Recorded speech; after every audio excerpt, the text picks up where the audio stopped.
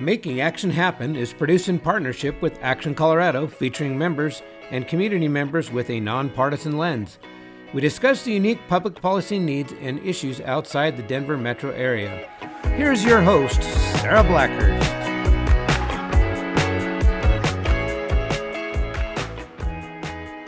Well, hello, everybody. I'm Sara Blackhurst. You might remember me from way back when we were doing Making Action Happen with Brian McCain.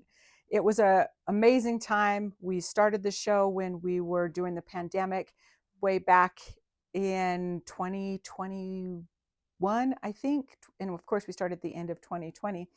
But Brian's no longer with us. And so we're doing a reformat of this show. And it's been a while since I've been with you because I got really sick last year. When I say I got really sick, I got a super rare disease called adult onset Still's disease leading to macrophage activation syndrome. In short, it's an incredibly rare disease that you will have never heard of. It's one of those things that I wasn't really prepared for. I didn't have any signs that I was getting sick or anything like that, but it's a hyperinflammatory disease. And so we're still trying to figure out exactly what to do with that, this hyperinflammatory disease. But right now I'm doing really great. The second round of treatment has been working. I'm off the steroids. I got blood work done today even. And so I'm feeling really, really good about everything right now. We've been really busy this year at Action Colorado. We stood Action Colorado up last year. Of course, as you might remember, right as Brian was leaving, we were starting to just do this reformat. So it's taken a little bit longer than we had wanted, but I keep hearing over and over again how much people miss the show. So we thought we're going to go ahead and go on with the show. And there's so much going on. It's one of the ways that we can connect with you, our members, our listeners, to keep everybody really well informed. As you know, we're not a media organization. We're a public policy advocacy group is really what we do. We serve southern and rural Colorado. We look after the interests outside the Denver metro area. So I wanted to just come back to you, tell you a little bit about what's going on, encourage you to take better care of yourself. That's one of the things in this post-COVID world that everybody's having to double down on, really taking care of their health. So talk to your doctor today about your inflammation. Look for your inflammation markers. Ask if you can have labs done. There's two markers you need to really keep track of. One is ferritin and one is a C-reactive protein. That's going to tell you what your inflammation is. And in this post-COVID world, so many diseases that are rare, we've never heard of before, that are popping up are inflammation related. And inflammation is something that you can manage and control, especially if you make some lifestyle changes. But the number one thing is just to reduce your stress. But talk to your doctor about that today. That's the only thing I have to tell you about that. But I'm going to be reminding you to watch your inflammation markers throughout the series. So let's back up. We just finished the legislative session. If you get my emails, you know a little bit about what happened during that legislative session. We had a few less bills this year that dropped than had in previous years, about 49% or 49 less bills, not 49%. Wouldn't that be a miracle? No, this was about 49 bills less this year than were last year. It's been really interesting to watch what Governor Polis is signing and what he's vetoing. We're really in a sort of interesting crossroads as a state in Colorado. And Colorado's, of course, my primary focus, but I think more than ever, national agendas, national efforts, national things that we don't normally think about are coming up, coming front and center. So we had what I would call a highly successful legislative session. A lot of the bills that we worked on passed, or the amendments that we had worked on got through. We were able to mitigate a lot more damage than I think we have in the past. And so I'm really, really pleased with that.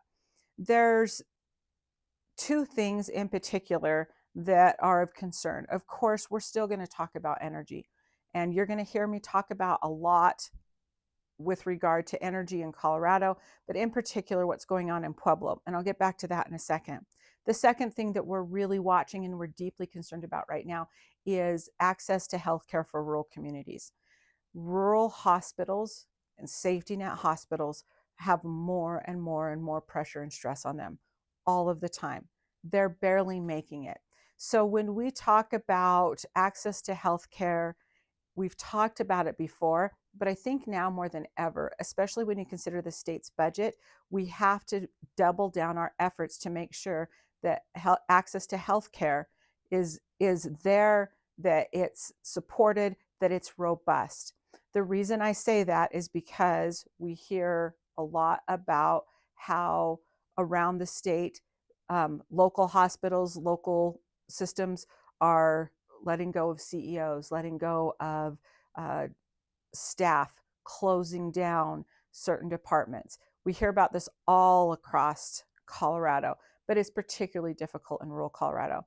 The problem there is twofold. One, there's some legislation that made it easier for people not to pay. If they didn't want to sign up for Medicaid, they could get on a hospital discount program in Colorado, which sounds really great. But when you're talking about rural hospitals that have razor thin margins, sometimes less than 1%, or even worse, they're way in the red, something like that can be devastating. So there's a lot of work that needs to be done. We don't know exactly how we're going to do that. But the second part, of course, is we don't know what Medicaid is going to look like for sure.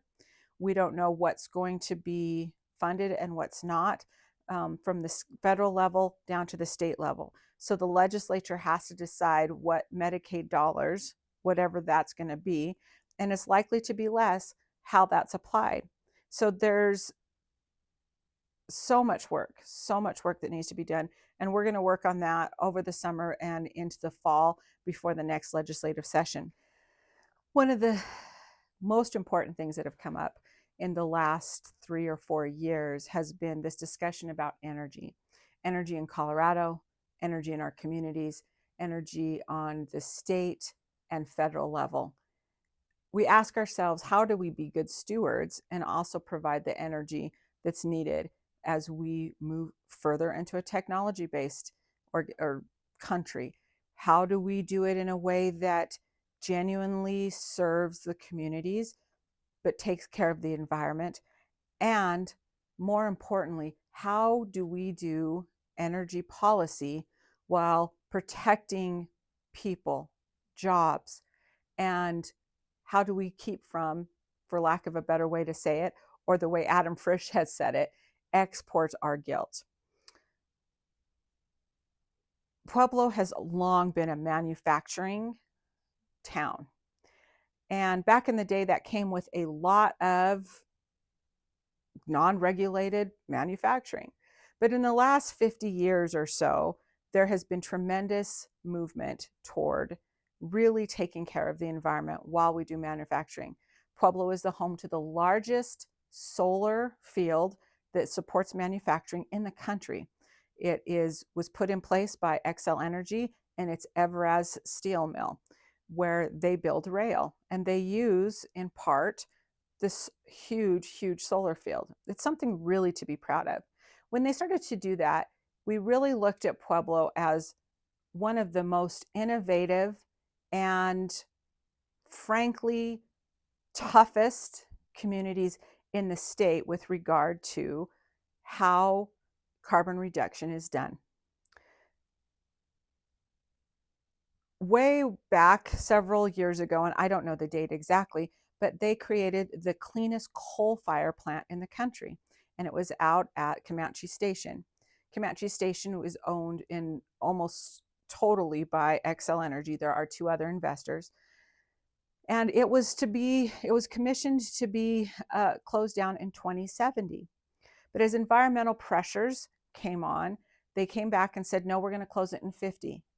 Oh, wait, let's close it in 40. Now we'll close it in 30. In 2030, this at the very end of 2030, Comanche Station in its entirety will be closed. In particular, loss is Comanche 3, which is that really advanced coal fire station. The energy from Comanche does not serve Pueblo. It serves Evraz, and then it also serves lots of customers outside the Pueblo area up into Denver. 1.2 million, I believe, customers are served. So they said, you're going to have to close this down. But there was no provision made for what would replace that, not only in the amount of energy that is produced, but the jobs and so forth. So they started to talk a lot about term you'll hear, just transition. In other episodes, we're going to get into this whole idea of just transition. And simply what it means is that they would set aside some money to help transition the communities with maybe job training or some other things. But it was so vague in what they talked about. And they've just recently, from pressure from organizations like ours, have really sort of done a definition of what just transition is, but it's so vague that it's still really hard to deliver on what that actually is. So you have a few $1 million out there in the ether to help this, but it hasn't been addressed properly. Xcel Energy was the first in the country to say, we're going to go to the community leaders, and find out what it is they want us to replace that with. Now, you've got to understand that this was very forward thinking. They know that they had a little time, but when you look at producing an energy, having a station like that, you've got to get ahead of the game. So what they did is they put together a group of community leaders who were not elected officials, but were genuinely serving in the top nonprofit organizations, the other organizations that genuinely serve, the Chamber of Commerce, the president of the college, the president of the university, and myself. And I was deeply honored to be asked to serve on this committee. We met over the course of 10 to 11 months to decide what was going to be the best fit. But we had several things in mind. One was that, of course, we wanted clean, safe energy source. We wanted something firm. But it has to deliver on jobs and a strong tax base. One of the problems with renewable energies is that it doesn't deliver on that tax structure that is so vitally important to these communities. Xcel Energy is the highest tax contributor in the community at about $30 million a year. And so there was a lot of work that was done to sort of help as that went. And there was a deal that was made by a brilliant lawyer who, Francis Concilia, who said, what we need to do is make Pueblo whole. And one tiny step to make Pueblo whole is make sure that some of that tax base comes through even after the 2030 closure. Then we set to work to what are we going to do instead. Over the course of 10 months, we had experts come in from all over the country to give us every possible replacement for that. And there's only two answers that would cover all the things that I talked about: the safe and clean, the firm, jobs, and a strong tax base. That's not a lot to ask, but it's a huge amount to ask at the same time. We ultimately decided that our second choice would be a combined cycle natural gas plant with carbon capture. But first, above all, was a small modular reactor. And we loved this because the difference was we had clean, firm energy. It checked all of the boxes, and it delivered between 90 and 95 million a year in a tax base. Now, all of us have different opinions and different feelings about that. The natural gas, combined cycle natural gas with carbon capture, could deliver on net zero emissions. We could do that very quickly. It could happen very quickly, and it would replace that 30 million in tax, in that tax base. Nuclear energy is far, far more forward thinking. We did discuss batteries, we did discuss renewables, we did discuss all those things. What we'd really like to see is some of those things start to be developed in Pueblo, because this is really ground zero for what a transition community could and should look like. I had a really interesting conversation this morning. We were really proud of the work that we did. We thought this makes a lot of sense to us. Pueblo has always been a strong union town. It's always made workers the priority. My grandfather worked. I had a great grandfather that worked at the steel mill. My grandfather was able to lift his family out of poverty, make sure all 6 of his children got an education. And I'm in Espinoza, and this is from the San Luis Valley. He moved up here. But more than that, he was never in a management position, but he lifted his family out of poverty, and he bought every single one of them their first home. And he lived well into his 80s. So did my grandmother. When we talk about what's just, we hear about just transition, environmental justice. We hear about justice, justice, justice. What we don't talk about, or what we seem to be missing, is what does this do for prosperity? How does having a strong tax base, a strong, secure workforce, how does that actually affect a community? We've adopted the top priority in all of this. As an organization, we've adopted that the top priority needs to be the workers. It needs to be those jobs. It needs to be that strong tax base so that we can deliver. Now, we have a lot of people who are super anti-nuclear. I say a lot of people, but when we did the poll, Keating did a poll at the same time we were doing all this. That Keating poll told us exactly the opposite. So there's a small number of people who are very vocal about this. But I had the interesting conversation this morning, and you should know, I don't know when you'll be listening to this, but this tragedy, this horrific thing happened in Boulder last night, where it was a terror attack on a peaceful demonstration. And it's devastating to hear this, to know that this is going on, to be fearful. But I'll tell you, I get a lot of calls. Most people will not have the conversation with me, but this woman was kind enough to have a conversation with me this morning. And the reason I bring up Boulder is she's never met me. She didn't really know who I was. She'd heard me speak one time at a PUC conference. She told me that she had booed me after she figured out who I was. But one of the things that really, really bothered me was that she said, she listed the people who needed to die to make things right. I find it difficult to understand how we can both say we love this community as much as we do, but have such different priorities. This woman was also was fine with labor, people not having jobs. She was fine with that. She said her biggest fear was that somebody would put up a data center next to her house. And she didn't want that. She didn't want data centers.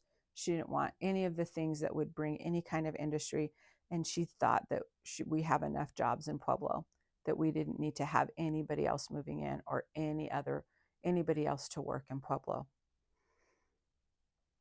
We're at a crossroads right now in our society, in our communities, about what our priorities actually are. I'm going to encourage you to say what it is you actually want to have happen.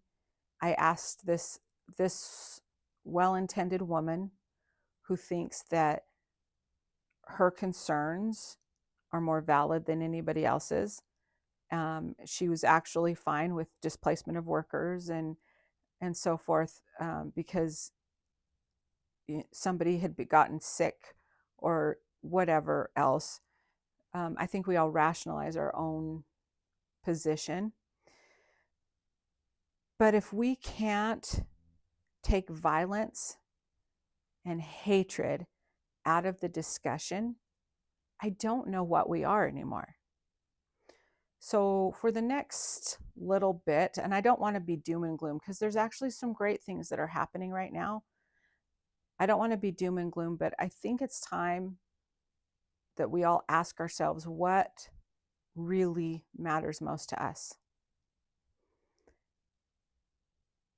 And if you're okay with somebody else going without, or somebody else getting hurt, or somebody else suffering because they don't agree with you, we've got to rethink things. So let me leave it on this. I'm incredibly blessed to be back. I'm incredibly blessed to have survived this illness. We still don't know for sure what causes the flare-ups that have an 88% mortality rate. I had 2 of those last summer. But I know when you come back from something like that, I know from experience now that when you come back stronger. You come back more confident. And you know that your time is limited. And so for me, the fight is just getting going. And I don't want to say it in a negative way because I'm having a really good time. I'm noticing things. I notice the great leadership that's around. I notice people getting involved in ways I haven't seen in a really long time. And if there's any really big blessing in a new administration and Trump being in that new administration, people are getting more educated. I do worry about people getting more dug in, but they're getting more engaged than I've seen in a really, really long time. And that's important. It's important for you to be engaged. It's important for you to be able to say, this was what matters most to me. And at Action Colorado, we're going to help you deliver on that. We take care of our members. We support our members. So take care of yourself. Take care of your health because we need you. We need your leadership. We need your participation. We need your expertise. Until next time, I'm Sara Blackhurst.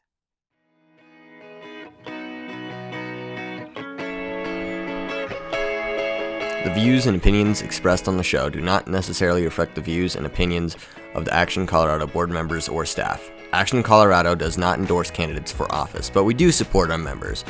If you are a candidate running for office, or if you are a member of Action Colorado, you have an open invitation to come onto the show. If you have any questions or would like to discuss a topic on the show, or just for our information about joining Action Colorado, please email us at sara@actioncolorado.org.